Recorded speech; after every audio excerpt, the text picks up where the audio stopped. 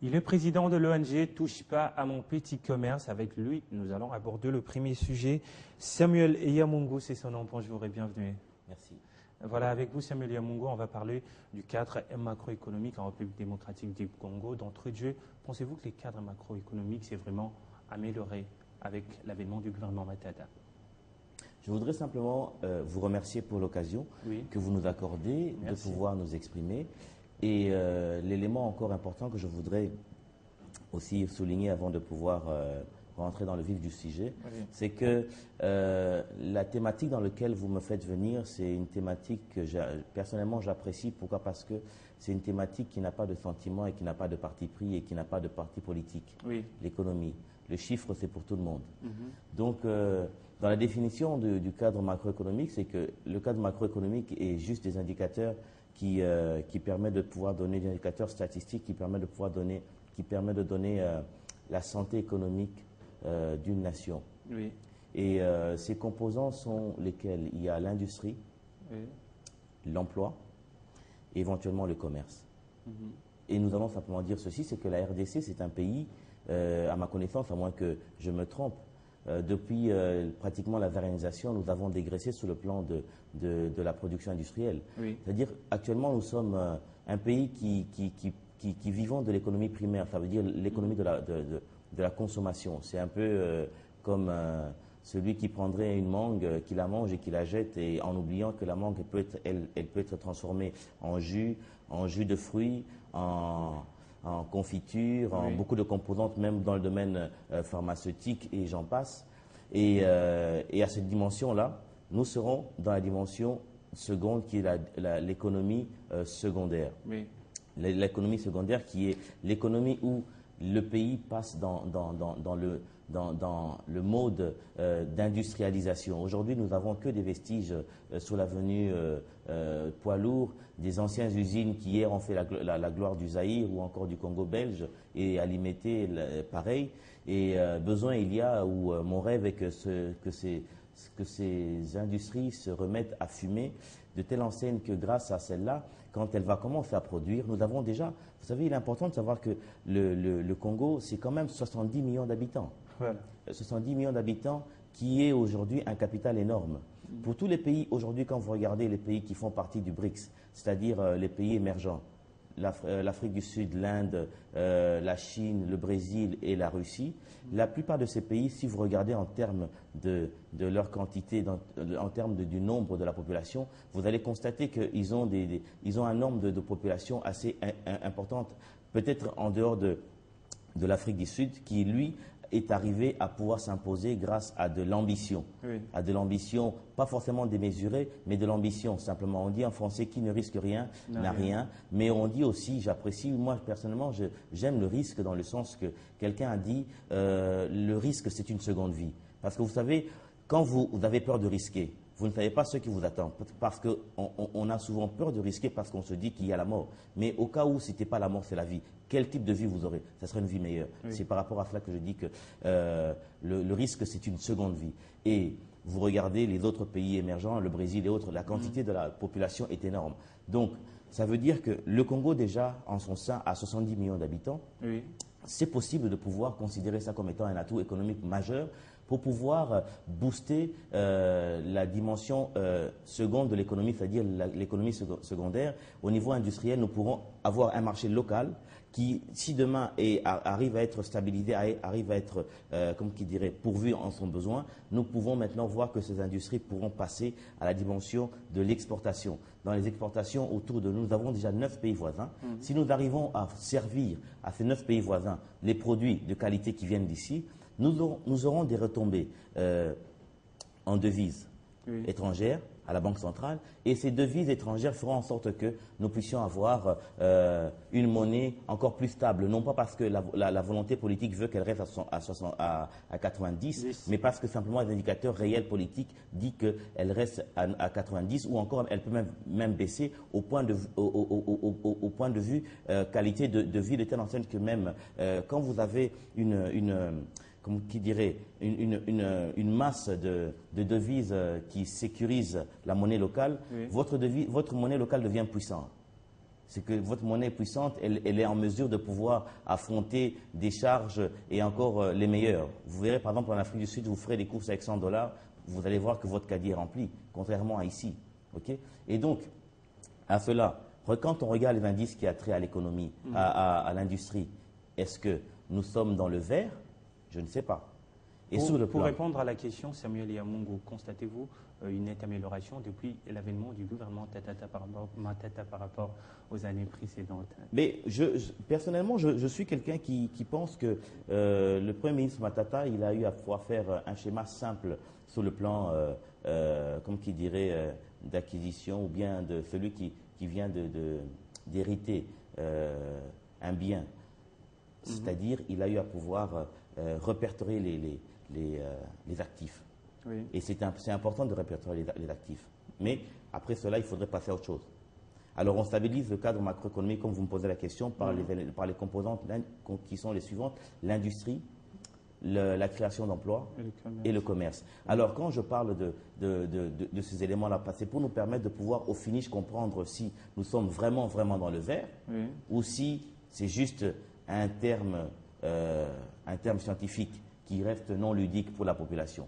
Oui. Ça veut dire que quand on regarde sur le plan de la création d'entreprises, de la création d'emplois, est-ce que le niveau d'accès au travail, à l'emploi, parce qu'il y a différence entre le travail et l'emploi, est-ce qu'il a dépassé les 50%?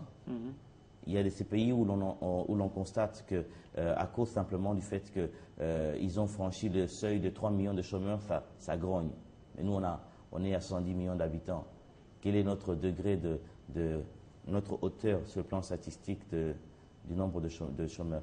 Donc ça veut dire que de l'autre côté, il y a urgence de constater que sur le plan des PME, qui sont ceux qui arrivent à créer des emplois. Parce que les PME, vous et moi et tant d'autres personnes, nous sommes en mesure de pouvoir créer des entreprises qui pourront engager 500 personnes, 1000 personnes, et ainsi de suite. Et l'addition de cela pourra faire en sorte qu'en cette année 2014, nous puissions avoir peut-être 300 000 emplois. Merci Samuel Yamungu. Je reviens à vous dans quelques instants. Le temps pour nous de rappeler à nos téléspectateurs le titre, car il est 9h30 à Kinshasa. Les forces armées de la République démocratique du Congo ont délogé dimanche en début d'après-midi les miliciens de l'Alliance des Patriotes pour un Congo libre et souverain des localités de Kibarizo, Mwando et Boutare dans les territoires des Massissi au nord Kivu. L'offensive avait été lancée par ces groupes armés dans la matinée d'hier. Les miliciens n'auraient pas opposé des résistances à Kibarizo et Mwanga qu'ils occupaient depuis vendredi et ont abandonné plusieurs de guerre. C'est lundi que s'ouvre à la Cour pénale internationale les audiences de confirmation des charges de Bosco Ntaganda accusé des crimes contre l'humanité perpétrés en Ituri dans la province orientale en septembre 2002 et 2003. À l'époque, le général Bosco Ntaganda était chef d'état-major de la rébellion des forces patriotiques pour la libération du Congo. Il a été transféré à la CPI après avoir été livré lui-même à l'ambassade des États-Unis au Rwanda.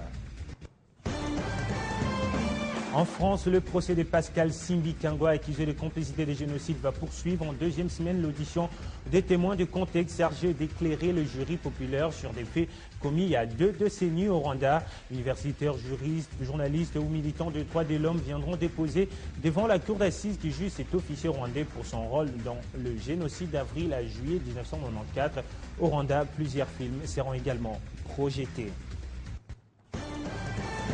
En sport, football, l'ASV Club de Kinshasa a battu hier dimanche le club nigérian des Canopières sur le score de 3-1 en match du tour préliminaire de la Ligue des champions de la CAF. Les matchs se disputaient dans le stade Tata Raphaël où ne s'était plus joué un match de la Coupe depuis 1994 avec club SC rendra donc le week-end prochain au Nigeria avec une avance de 2 buts.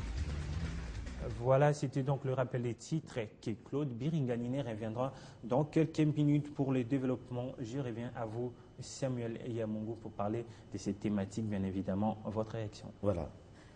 Ben voilà, je voudrais une fois de plus retourner dans ma matière. Oui. En disant que la création d'entreprises, c'est-à-dire la promotion des PME, elle est celle qui arrive à garantir la création d'emplois. Et moi, je pense personnellement que de là viendrait éventuellement la classe moyenne stable, la vraie.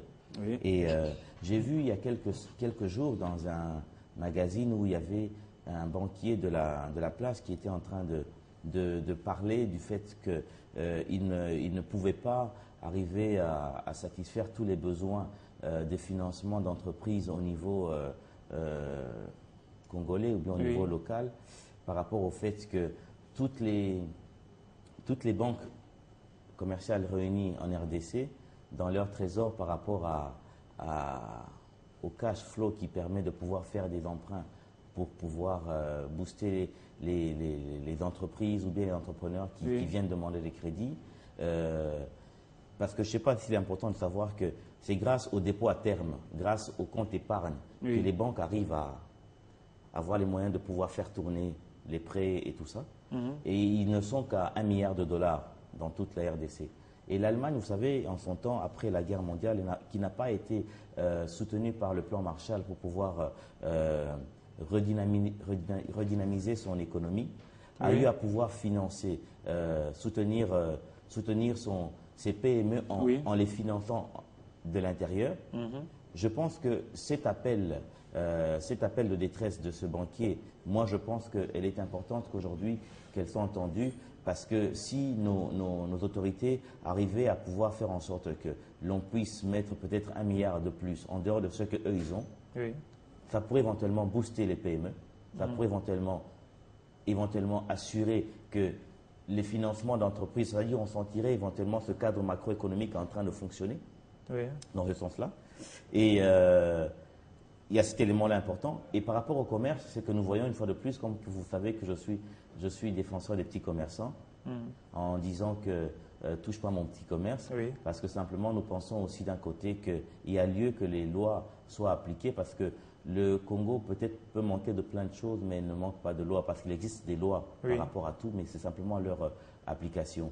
Et donc, il est juste utile maintenant que nous puissions faire vivre ces lois-là pour que le petit commerce, en l'occurrence, puisse revenir au fils du pays et que nous puissions arriver à faire en sorte qu'il y ait un transfert de capitaux venant des étrangers pour les fils du pays. Non pas de manière violente, mais simplement de manière stratégique. Samangouane a dit l'argent appelle l'argent. Et un autre élément important que je voulais quand même souligner dans mon intervention, c'est que il est utile de constater, comme nos amis de la FEC qui se plaint par rapport aux indices de croissance que le gouvernement dit qui seraient au vert, et que moi avec eux, parce que je suis un entrepreneur, ne le sentons pas, ne le vivons pas sous le plan de l'indice de production. Par rapport au fait que, quand nous constatons le fait que la dette intérieure qui n'est pas payée, c'est difficile de voir que l'argent puisse circuler. Vous comprenez? Parce que c'est vrai que le gouvernement fournit des efforts pour être en harmonie avec les bailleurs de fonds à l'extérieur, mais si il est en harmonie avec les bailleurs de fonds à l'extérieur et qu'en intérieur, ici, que l'argent ne circule pas, l'industrie locale ne tourne pas, à quoi cela pourrait éventuellement être utile? Moi, je voudrais aussi dire, je ne sais pas si vous vous souvenez, il y a quelques mois, j'avais été invité ici chez vous, j'étais invité du journal quand le Congo avait été, comme qui dirait, disqualifié par rapport au support de l'FMI à la Banque mondiale et tout ça. Et j'ai dit, bon, c'est vrai que c'est arrivé, ce n'est pas non plus une calamité. Pourquoi est-ce que je veux dire cela? Parce qu'il y a des pays qui ont pu remonter leur niveau d'économie sans s'appuyer sur la FMI, la Banque mondiale et autres. Et je peux peut-être demander à vous et peut-être à ceux qui nous suivent de pouvoir réfléchir et se poser la question, quel est ce pays existant sur Terre qui a eu à pouvoir accéder à la dimension d'un pays émergent grâce au financement de la FMI et de la Banque mondiale? Je n'en connais pas. Voilà, je pense que c'est utile de pouvoir redynamiser, rebooster en payant la dette intérieure, et ça pourra garantir l'indice de production réel de telle enseigne que quand on dira que l'indice de croissance est au vert, et nous qui sommes sur terrain, nous allons dire effectivement c'est au vert. Mais pour le moment, je suis solidaire avec la FEC parce que je suis entrepreneur. Nous ne sommes pas encore satisfaits. Voilà, bien évidemment. Samuel Yamongo, ce sujet fait polémique entre les deux parties, la FEC avec le gouvernement congolais et aujourd'hui avec la FDC. Quelle lecture faites-vous de cette situation exactement? Comme je l'ai dit tout à l'heure, je pense qu'il y a lieu aujourd'hui de pouvoir non pas simplement faire des déclarations politiques avec les chiffres. Vous savez, j'aime bien, comme tout à l'heure, je voulais dire que j'étais en train de dire que